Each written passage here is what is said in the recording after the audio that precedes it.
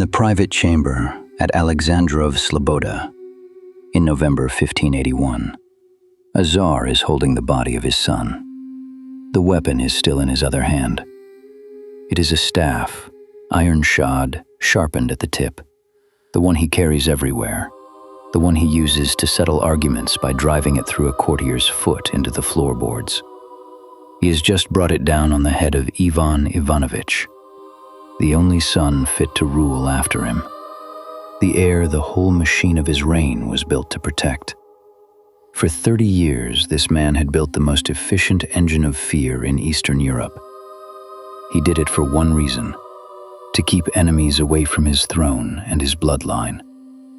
And in a single blow, in one room, he aimed that violence at the bloodline itself. Here's the thing the records force you toward. The terror worked.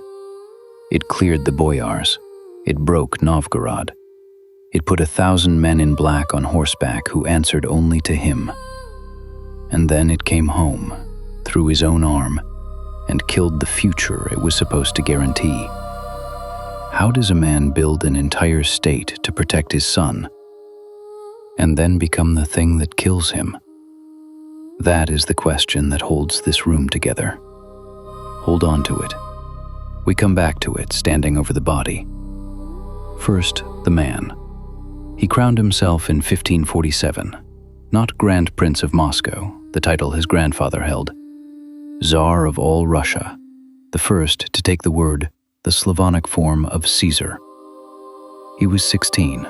He was already convinced that the men closest to the throne wanted him dead, and he was not entirely wrong.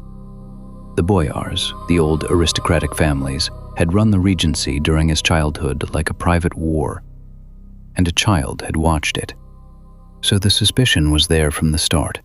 The question was what he would build with it. The answer came in 1565. The year before, one of his closest commanders, Prince Andrei Kurbsky, had defected to Lithuania in the middle of a war, and then started writing him letters, accusing the Tsar by name of murdering his own servants. A trusted man at the top had turned. For Ivan, that was confirmation of everything he already feared. What he did next has almost no precedent. He left Moscow. He announced he was abdicating, and when the city begged him back, terrified of rule by the same boyars he distrusted, he set his price. He would return only if he could carve out a second Russia inside the first, a territory and an institution that answered to no law but his own. They gave it to him. They called it the Oprichnina, from a word meaning apart, set aside. It was a state within the state, lands and towns lifted out of the normal order and placed under his direct hand. And it came with an instrument, the Oprichniki. Somewhere between 1,000 and 6,000 men, depending on the year and the source, dressed in black, riding black horses. They carried 2 emblems lashed to the saddle, a dog's head and a broom. The meaning was not subtle. They would sniff out treason and sweep it away. This is the engine. Built in 1565, aimed at the boyars, justified by one man's defection.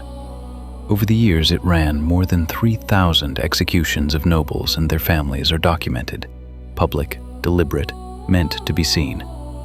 And it has not yet touched the only person in Russia Ivan could not afford to lose. Winter, 1570.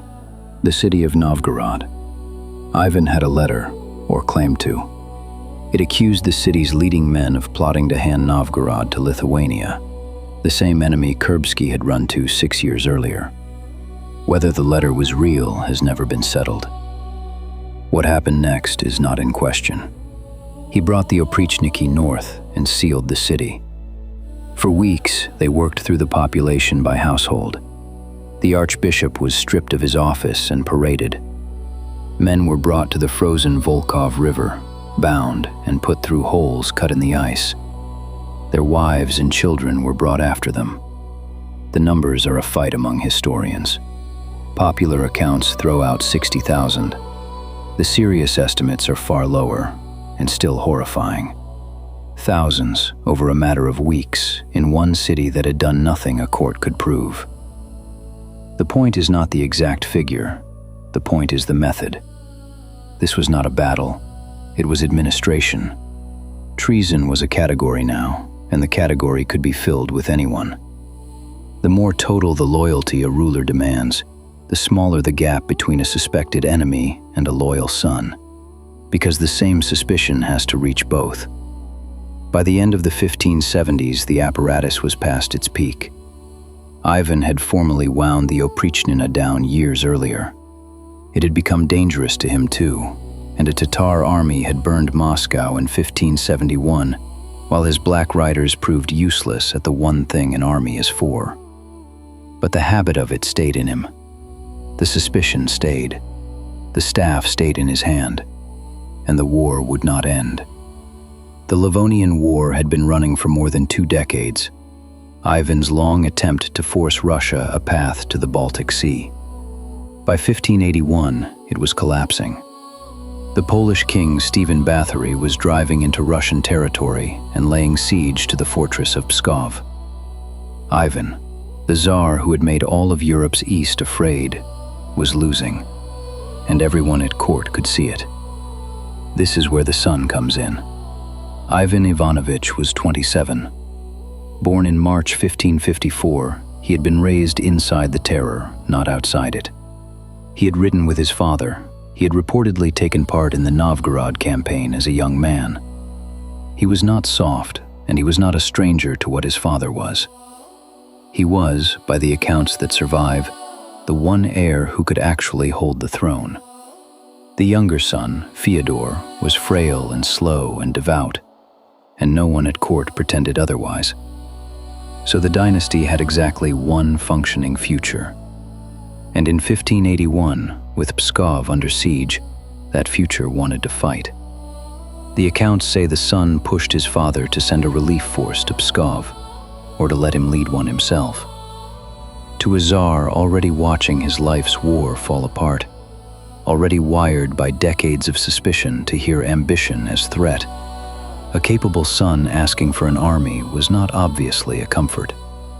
He prayed for hours every day, this Tsar. He kept lists of the dead, so monks could pray for the souls of the people he had killed. And he could drive a sharpened staff through a man's foot for standing wrong. Why would a man who built everything to protect his line raise his hand to the best part of it? The answer the sources give does not start with the son at all. It starts with a woman 3 rooms away and what she was wearing. Her name was Yelena Sheremeteva. She was the wife of the Tsarevich, the son's wife, and in November 1581, she was pregnant.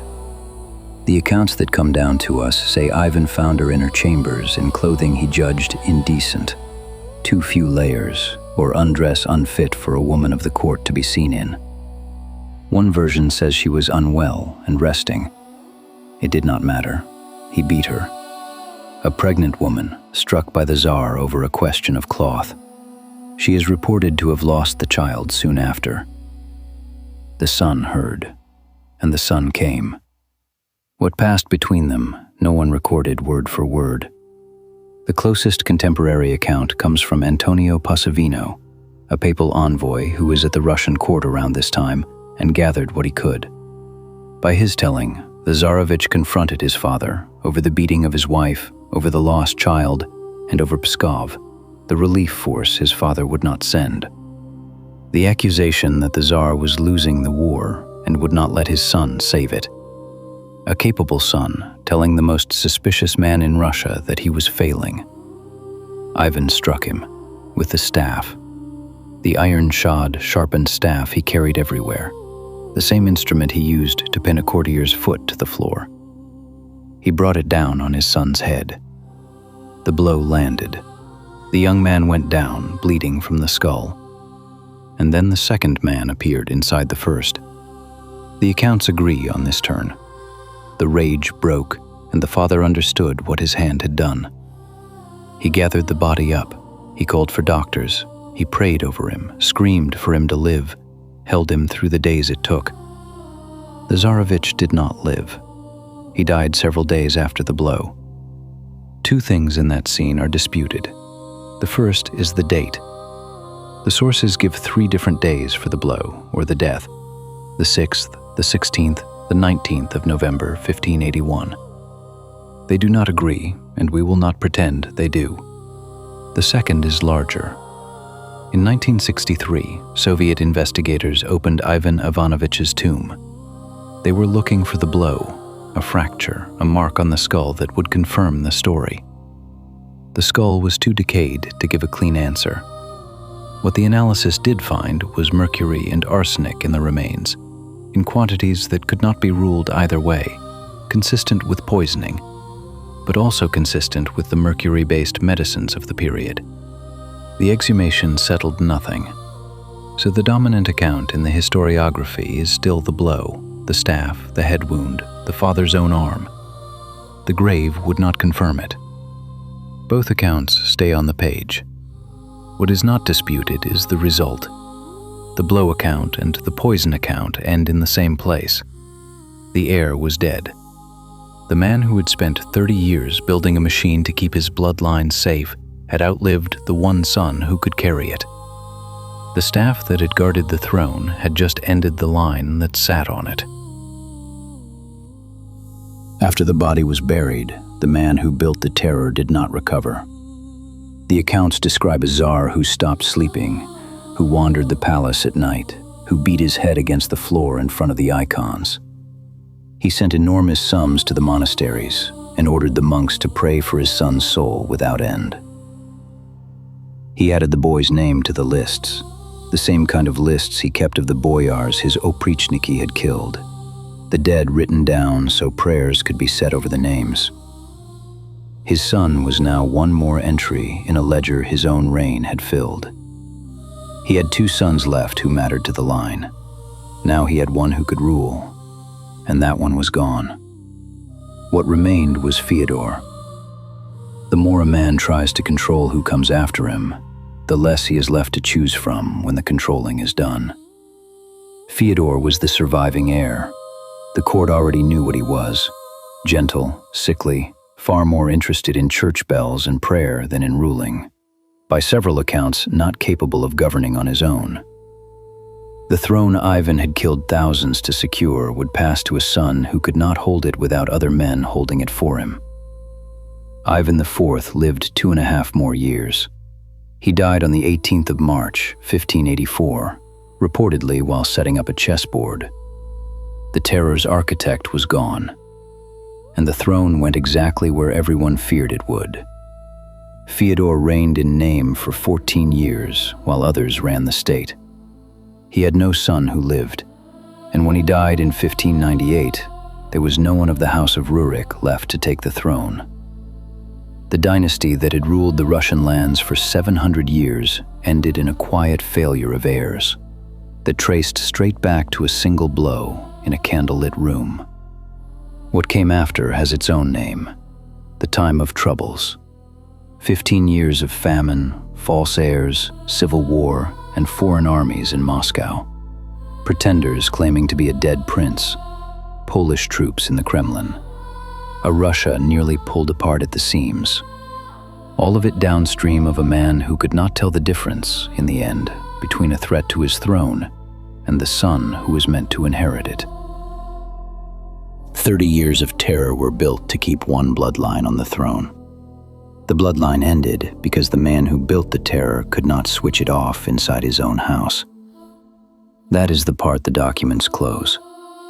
One part they leave open. The grave was supposed to answer it.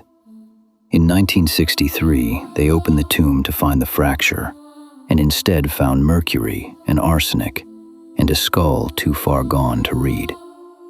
So the question that started everything is still standing. Was it the staff? Or was it slower than that? Did the most suspicious man in Russia kill his heir in 1 second of rage, or over a longer time, and never let himself know which? The tomb is in Moscow. Ivan and his son lie a few feet apart in the Archangel Cathedral, inside the Kremlin walls, under the same roof to this day. If you ever stand in that cathedral, find the 2 of them. Read the dates carved on the son's tomb before you read anything else. 1554 to 1581. 27 years. Count them against the 700 the dynasty had left to lose, and notice how short the arithmetic is. And the next time you hear a powerful man say he is building something to protect the people he loves, watch his hands. Watch what the thing he builds is actually for. Because the apparatus does not know whose head is in front of it. It only knows how to come down.